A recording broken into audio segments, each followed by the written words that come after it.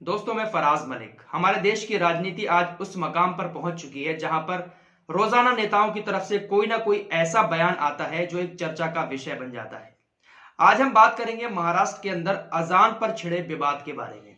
महाराष्ट्र के अंदर शिवसेना के एक नेता ने अजान को लेकर एक टिप्पणी की, जिसके बाद वहां पर थोड़ा सा विवाद हो गया। आप लोग तो जानते ही हैं कि हमारे देश के अंदर अजान को लेकर अक्सर विवाद होता रहता है। कभी अजान को बंद करने की मांग उठती है, कभी अजान जो लाउड स्पीकर से होती है उस पर पाबंदी लगाने की मांग उठती है, कभी सोनू निगम जैसे लोगों को अजान से सुबह में तकलीफ होती है। वो बात और है कि वो अब बीबी बच्चों के साथ दुबई के अंदर रह रहे हैं और सुबह शाम अजान सुन रहे हैं। फिलहाल इस टॉपिक पर बात नहीं करेंगे, बात करेंगे शिवसेना के नेता के बारे में। शिवसेना की दक्षिण मुंबई इकाई के प्रमुख पांडुरंग सकपाल, उन्होंने एक उर्दू न्यूज पोर्टल को अपना इंटरव्यू दिया था। उस इंटरव्यू में उन्होंने कहा कि ये जो अजान की आवाज से जिन लोगों को परहेज है, जिन लोगों को अजान की आवाज अच्छी नहीं लगती है, बस वो लोग नमक के बराबर हैं।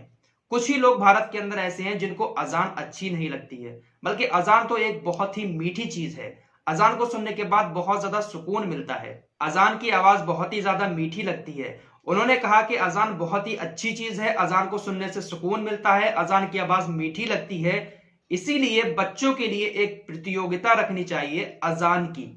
अजान की प्रतियोगिता का एक आयोजन होना चाहिए जहां पर सारे बच्चों से अजान पढ़वाई जाए।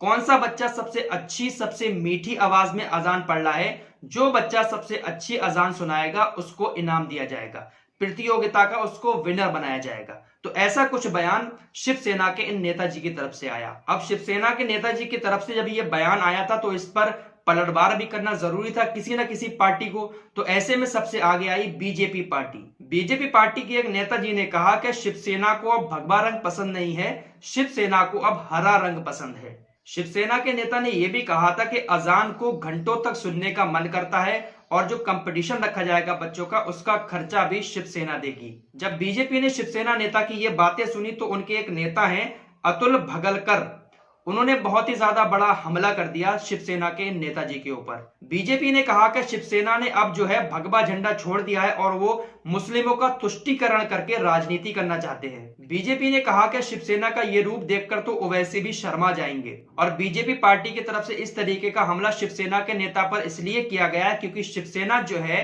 वो पहले अजान और रोड पर नमाज पढ़ने का विरोध करती चली आई है, लेकिन अचानक से उनके अंदर इतना ज्यादा प्यार अजान को देखकर उमड़ा कि जिसके बाद बीजेपी नेता ने कहा कि शिवसेना का यह रूप देखकर तो ओवैसी भी शर्मा जाएंगे, क्योंकि शिवसेना तो अजान का और रोड पर नमाज पढ़ने का पहले से विरोध करती चली आई है।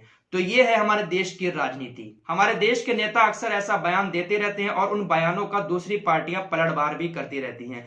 लेकिन बड़ा कमाल तब हो गया जब शिवसेना नेता ने अपने इस बयान से यू टर्न ले लिया। जब बीजेपी ने शिवसेना नेता के ऊपर हमला किया और कहा कि शिवसेना तो अजान का विरोध करती चली आई है, रोड पर नमाज पढ़ने का विरोध करती चली आई है, लेकिन एकदम से अजान के प्रति इतना प्यार झलक रहा है, ये सिर्फ राजनीति के लिए ऐसे बयानबाजी कर रहे हैं। तो इसके बाद जो नेताजी शिवसेना के थे उन्होंने कह दिया कि हमने ऐसा तो नहीं कहा था, अजान की प्रतियोगिता की बात तो मुस्लिम संगठन कर रहे थे, हमारा तो ऐसा कोई इरादा ही नहीं है। तो फौरन शिवसेना नेता ने अपना बयान पलट दिया जब बीजेपी ने उनके ऊपर हमला किया। लेकिन शिवसेना नेता का जो वीडियो वायरल हुआ था वो उसमें साफ साफ यही कह रहे थे कि अजान के लिए हम प्रतियोगिता कराएंगे और उसका खर्च शिवसेना उठाएगी। अजान बहुत अच्छी है, बहुत मीठी है और घंटों तक सुनने का मन करता है। दोस्तों, इस पूरे मैटर पर आप लोगों का क्या राय है? क्या ये सिर्फ राजनीति के लिए नेताओं की तरफ से किसी एक समुदाय को लुभाने के लिए ऐसे बयान दिए जाते हैं, या फिर वाकई में इनके दिल में अजान के प्रति मोहब्बत भी है? आप लोग कमेंट करके जरूर बताएं।